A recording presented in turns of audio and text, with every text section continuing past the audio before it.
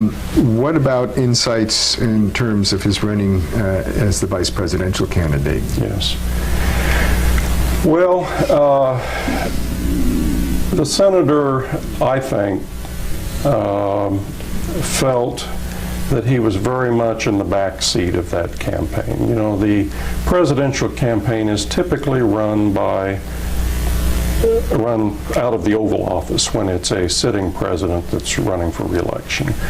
The senator, I'm sure, felt extremely honored and grateful to be on the ticket, but my sense is that he felt very much that others were in the driver's seat and that, you know, he took his cues, as typically running mates do, as to what they should say and how they should say it.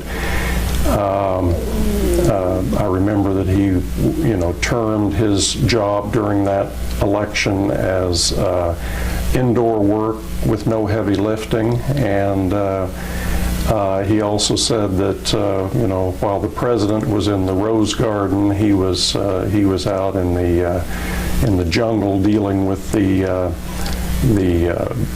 difficult tasks that a running mate often has to deal with. And that's true. President Ford, in a sense, did run from the Rose Garden as an incumbent. And I think a duty or responsibility was given to the senator to be on the front line, on the attack, on the offensive, to defend the record of the Ford administration and to launch the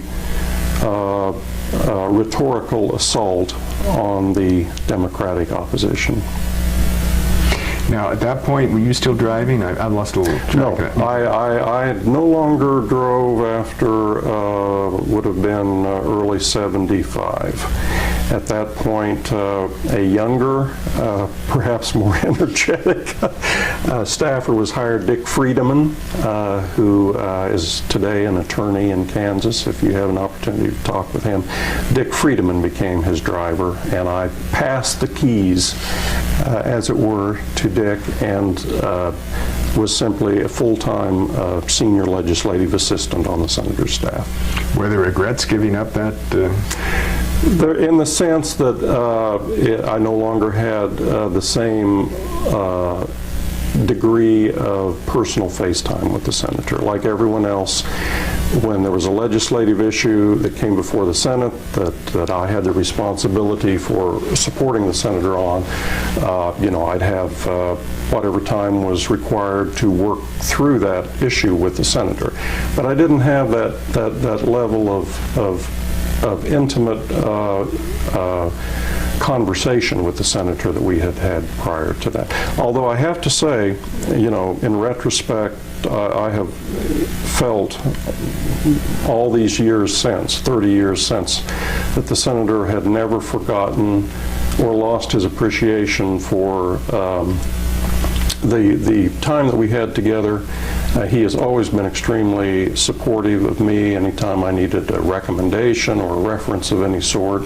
And as recently as last week, I understand he gave a speech at George Washington University and told the audience, and unfortunately I was not there to hear it myself, but he told the audience that one of their fellow alumni graduates, Bob Downen, had handled the China-Taiwan issue for him in '78. For him to remember something like that and to give credit, even knowing that I was not there, is just so typical of Senator Dole. Right. So you mentioned to me that following the '76 campaign, you had the strong sense he began to set his sights on a presidential run of his own in '80, and that's when he began to take interest in a much broader spectrum of issues. So talk a little bit about particularly that. On the national level. Prior to that, he had been the junior senator from Kansas. And the responsibility of a junior senator from any state is to take care of their constituents. But the '76 campaign, his selection to run as President Ford's running mate, really catapulted him to a level of public awareness gave him a public profile which he had not had up to that point, and he recognized the potential for that.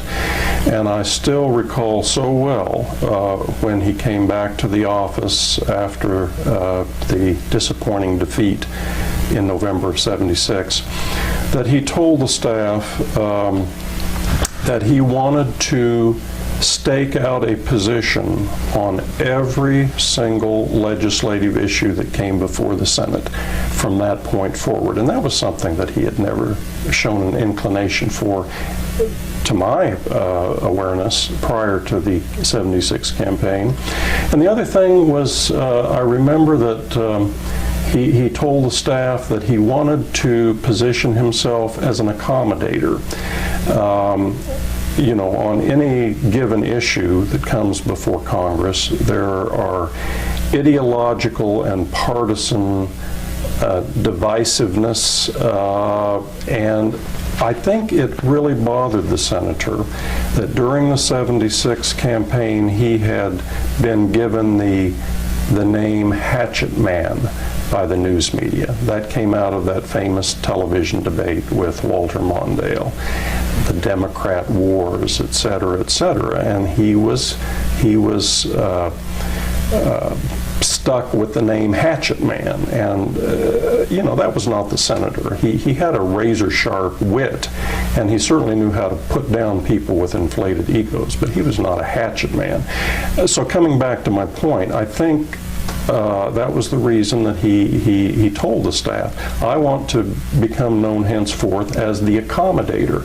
I want to be the senator who comes up with the middle ground, the compromise solution that will bring the extremes, the ideologues on both wings, and the Democrats and the Republicans, brings them together on a compromise that will allow us to actually produce policy of benefit to the American people. He wanted to be known as the great accommodator. It seems to me in retrospect that was a very worthy ambition. He certainly had his sights set clearly. He wanted to broaden his base in preparation for the 1980 presidential campaign. What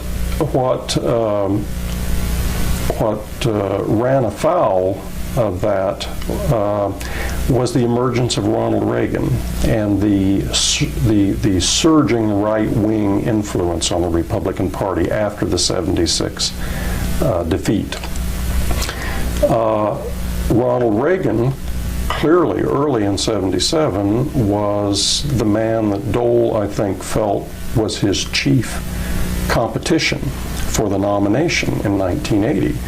And so in order to keep up with Reagan in terms of an appeal to the right wing of the Republican Party, he could not, in many respects, he could not afford to be the great accommodator that he really wanted to be. He was pulled to the right in order to try to stay abreast of the Reagan juggernaut, which was picking up speed very quickly on issues like the Panama Canal Treaty and Korea and